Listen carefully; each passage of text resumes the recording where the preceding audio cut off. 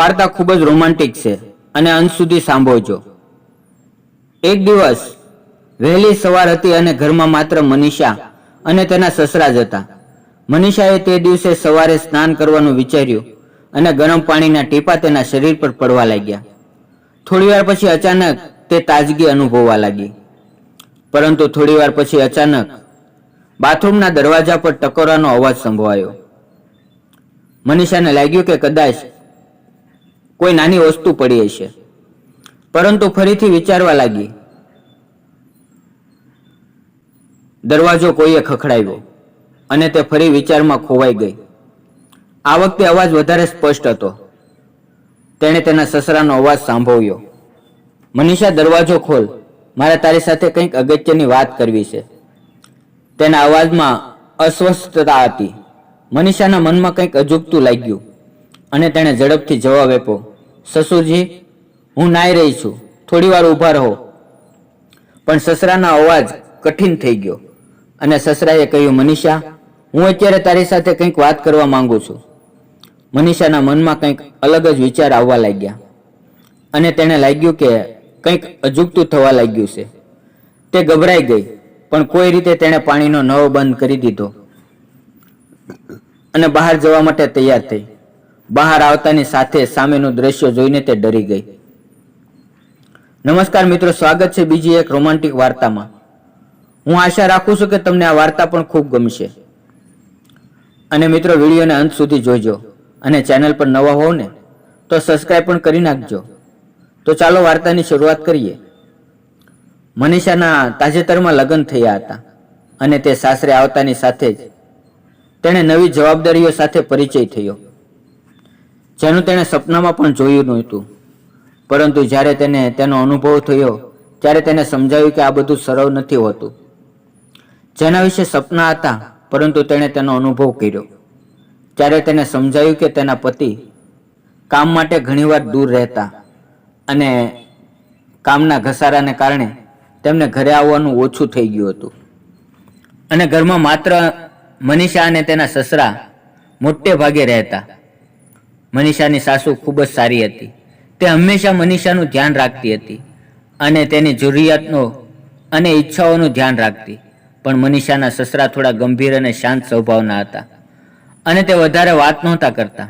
પરંતુ મનીષાએ હંમેશા તેની આંખોમાં કંઈક રહસ્ય જોયું હતું. તે ચમક તેના વ્યક્તિત્વનો એક રહસ્યમય ભાગ હતો, જેમાં મનીષાને સતત પરેશાન કરતો હતો. પરંતુ તેના વર્તનમાં કંઈક અજુગતું હતું. એ જ દિવસ વહેલી સવારે મનીષા અને તેના સસરાને ઘરે રહેવાનું થયું અને મનીષાને નાહવાનું મન થયું અને તે દિવસના કામ માટે ફ્રેશ થઈ ગઈ અને તેણે ગરમ પાણીના ટીપા ચાલુ કર્યા અને તે તરત જ ફ્રેશ થવા લાગી. થોડી વાર પછી અચાનક તેનો દરવાજો ખખડવાનો અવાજ આવ્યો અને મનીષાએ વિચાર્યું કે કદાચ કોઈ નાની વસ્તુ પડી ગઈ હશે અને પછી તે નાહવા લાગી. પણ થોડી વાર પછી ફરી દરવાજો ખખડાવ્યો. આ વખતે અવાજ વધુ સ્પષ્ટ હતો. તે તેના સસરાનો અવાજ સંભળાયો, વહુ, દરવાજો ખોલો, મારે તમને એક અગત્યની વાત કરવી છે. તેના સસરાના અવાજમાં બેચેની હતી. મનીષા મૂંઝવણમાં હતી કારણ કે તે નાહતી હતી અને તેને કંઈક મહત્વનું નહોતું લાગતું. તેણે જવાબ આપ્યો, પપ્પા, હું સ્નાન કરી રહી છું, થોડી વાર રાહ જુઓ. પણ સસરાનો અવાજ કઠોર બની ગયો. મનીષા, મારે હવે વાત કરવી છે. મનીષાના મનમાં કંઈક અજુગતું લાગ્યું અને તે ગભરાઈ ગઈ. પણ કોઈ રીતે તેણે પાણીનો નળ બંધ કરી દીધો અને બહાર જવા માટે તૈયાર થઈ ગઈ. અને તેને લાગ્યું કે તેના સસરા ત્યાં જ છે અને તે વધુ અસુરક્ષિત અનુભવવા લાગી. તે દિવસે સાંજે જ્યારે તેનો પતિ ઘરે આવ્યો ત્યારે મનીષાએ બધી જ વાત શાંતિથી સંભળાવી. તેનો ચહેરો ઉદાસ થઈ ગયો. મનીષાના પતિએ બધું શાંતિથી સાંભળ્યું, પરંતુ તેણે તે શાંત રહેવા સલાહ આપી, જે કદાચ તમે ક્યારેય સાંભળ્યું ન હોય. તેના પતિએ ઊંડો શ્વાસ લઈને કહ્યું, મનીષા, તે સાંભળ્યું નહીં હોય. તે મૂંઝાઈ ગઈ અને કહ્યું, મારા પિતા એક સ્ત્રીને ખૂબ જ પ્રેમ કરતા હતા. તેનું નામ પણ મનીષા જ હતું.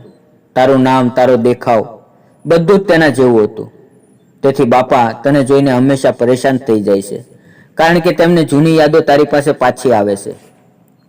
આ સાંભળીને મનીષાને લવાઈ લાગી કે તેના સસરાની આંખોમાં જે રહસ્ય સચવાયેલું છે તે હજુ પણ તે બધું બચાવી શક્યા નથી કે તેના જૂના પ્રેમની યાદો ભરેલી છે અને તે હજુ સુધી બધું છુપાવવામાં ઘણી મુશ્કેલીઓ થઈ રહી છે.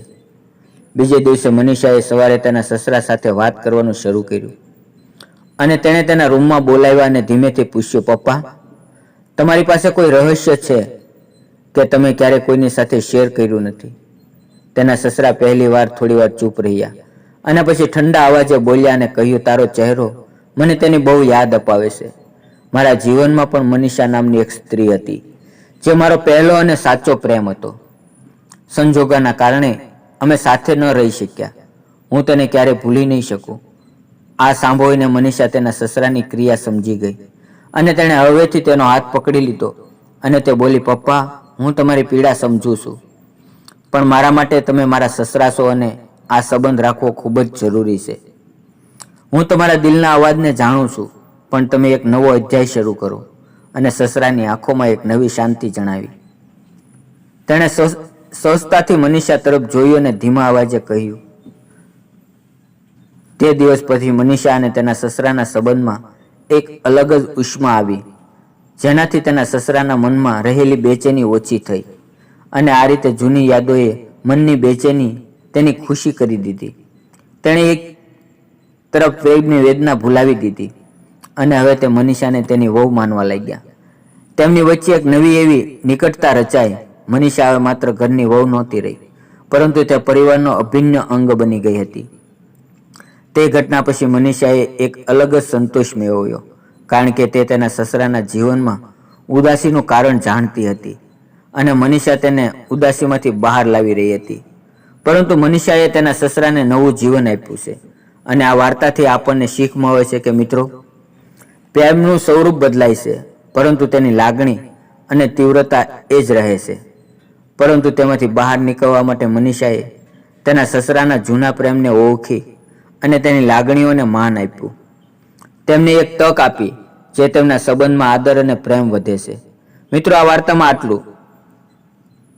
કેટલી વાર અન્ય લોકોની લાગણી પ્રત્યેની આપણી સમજ તેમના જીવનને બદલી શકે છે. મિત્રો, આ વાર્તા વિશે તમારો શું અભિપ્રાય છે?